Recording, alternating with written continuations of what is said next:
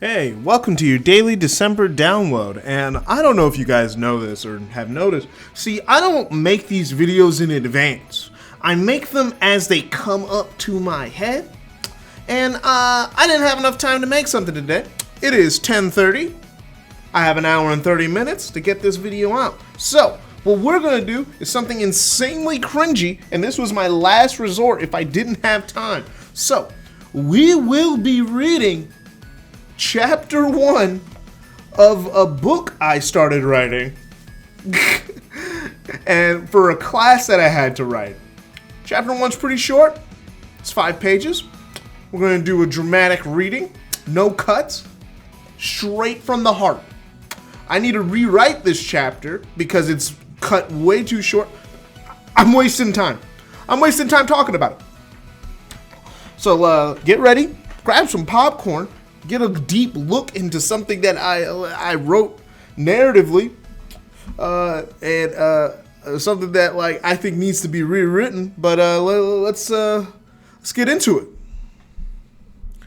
A question I used to ask myself is any of this real or not? I can see monsters. I couldn't remember a time when I couldn't see them, but I didn't know if they were real. When I was a kid, I thought that everyone else saw them too, but they didn't react to them, so I thought I was just a wimpy person who couldn't act like everyone else. I would break out into tears a lot as a child. I talked to my dad about it one day, and he said I'm special, that's why I could see them. That really didn't make it better, because then I knew I was living in a different world from everyone else. I pretty much shut myself up after that. By the time I got into 8th grade, I had no friends, and even fewer social skills. I never really got bullied, unless you call acting like a person doesn't exist bullying. Then in that case, I was bullied every single day. What also sucked is that I realized most of the monsters were harmless. They just kind of floated around and didn't really harm anyone. They just landed on people. They would get swatted away like flies. I wasted my entire childhood being afraid of insects. You know how frustrating that is? I could have had friends, a social life. Maybe I could have gotten a girlfriend or something. I don't know. But I cut myself off socially, and now the only person that I talk to is my dad. Seriously, I borked my whole social development. But on a day not too similar to any other day of me being unnoticed, listening to conversations, reading books, and half paying attention in class, a girl with auburn hair walked up to me. "You read the Index of Travesty series?" the girl said to me. She was a cute girl. She had mid-length hair and freckles across her nose. She was also wearing glasses and was wearing a light layer of lip gloss. She was one of those girls that look naturally pretty, but there had to be some kind of routine she does to look this way, looks this good every day, while just wearing shorts and a t-shirt. From all my days of watching from afar, I never really saw her dressed up. Just shorts, a t-shirt, maybe jeans during the winter. But here in California, it never really gets that cold. So I guess she could get away with wearing anything she wants, especially if she looked good either way. She was thin, but that wasn't the right word to describe her. She was fit. So fit that you would swear that she was playing some sort of sport. But you would never catch her at one, even though all the girl teams fight for her attention. Hello? Is someone there?" she inquired. Yeah! Jack here. Yes, I read Index of Travesty," I said. "Glad I got your attention," she snorted. "Sorry, I was zoning out."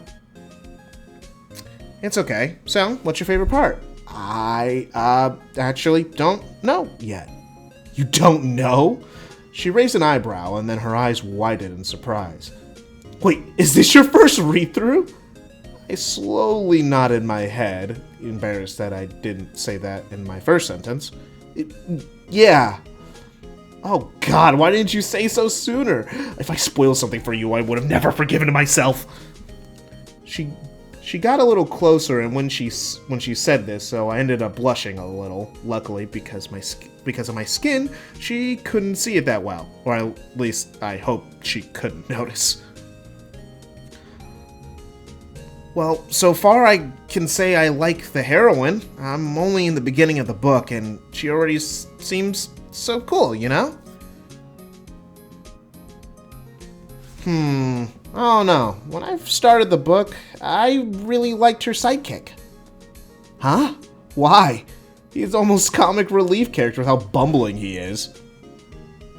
She then gave a wide smile and explained, well, not to spoil anything later in the book, but I've always liked that even though he is completely out of his depth, he sticks around and tries his best anyway. Well, class is probably going to start soon, so I'm gonna head back to my desk. Oh, the name's Melissa. Hit me up when you finish the first book. You're the only person I've seen at school love reading as much as I do. She then walked away. The last part of her statement stuck with me, and not in a good way. Because I actually didn't like reading. I only did it to pass time. If my dad gave me a phone, I would probably be on that like everybody else. I hide behind the book and whisper to myself, I really suck, don't I? I started to hear some whispers around me, and that's to be expected. Even though she's not the most popular girl in school, she is still a really cute girl, so for her to talk to me, a reclusive guy with long, messy, curly hair, average-looking face, the occasional pimple, and glasses, probably looked weird to everyone around me. Heck, it was weird to me. Okay, class, we're starting. Bring out your homework, said my math teacher. Oh no, I said under my breath. I may have been a loner, but that doesn't mean I spent all my free time studying. I actually spent it sulking. So, in other words, the homework completely slipped my mind. And I didn't have it. My teacher sighed when I told him I didn't have my homework. Jack, you gotta turn in your homework. I know. I said, no, seriously, look at me. I looked him in the eye. I know you have the potential to do better than what you're doing right now, but you have to do something. Okay. He sighed again. I really hope you understand. After he walked away, I thought in my head, I really suck, don't I? Class from then on progressed as normal, with me just half paying attention, ignoring the monsters floating around, and then I was staring at Melissa. She abruptly stood up and rose her hand. Teacher, I have to use the bathroom, it's urgent! It's always urgent with you. Go ahead, grab a hall pass, the teacher said. She grabbed the hall pass and booked it out of the classroom. I knew exactly what this meant, and hoped she'd be outside the window this time. And I was lucky. I got exactly what I wanted. She was fighting on the empty track field this time. The monster looks bigger than the other ones I've seen her fight, I thought in my head. Yes, Melissa was some sort of monster hunter. Ever since I could see monsters, I could see people fighting the bigger ones. But they were relatively rare. And when I did see them, usually one of these monster hunters were handling it. It seems that they fight the monsters in the world that's adjacent to ours, or create some sort of pocket dimension. I don't really know. All I do know is that normal people don't see them and they never create any collateral damage. But this was another reason to like Melissa, because she's so cool! She was only a little taller than me, but she fought these monsters and she was really good at it too. I've never seen her lose. Honestly, made her a little intimidating. This time she was fighting a giant lizard monster. If I had to guess, it was about 10 feet tall, 10 feet wide, but looked 30 feet long. She was so cool. She pulled out her sword and started to go to town on it. She started with his legs and she kept jumping over his tail swipes. She was amazing. No wonder the track team wanted her. She was about to attack his face to get to his eyes to blind him, but that's when things started going wrong. He started shooting this acid-like projectile. It hit her and she landed in the bleachers. She landed on her feet, so I proceeded to think everything was fine. But she slept and fell down a roll.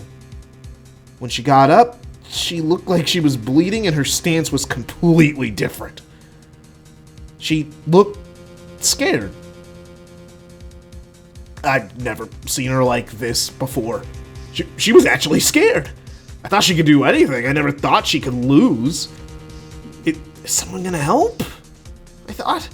But then I remembered. I'm the only one who knows what's happening. But what could I do? I've never done anything cool. Never been in a fight. I never do anything. Thinking about my teacher's words, I felt my body light up. I've never felt like that before, and I jumped out the window without thinking and punched the monster in the face with all my frustration. And it didn't hurt, and the monster flew a few feet back. Yeah, that's it. Yeah, that first chapter needs a lot of work. A little things need to be tweaked here and there. Maybe I could. I had to write only like 5 pages for this as my first chapter for this class, so I had to like crunch a lot of my ideas down into a very short period of time. I think the chapter would end the same way. I think I would change probably some of the names and maybe like try and spread out the themes, but there's only so much you can do within 5 chapters. 5 pages.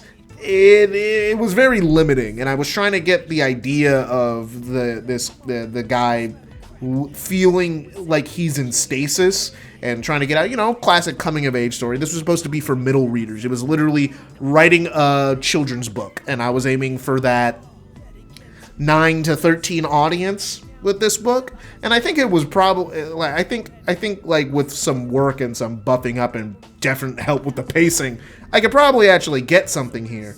But as it is right now, it's a little too fast. Dialogue can be punched up here or there, and I can maybe stand to do less explaining. I only explained so much because I had to get so much done. I had to get to a start point and an end point in a very short period of time. I probably split this up later.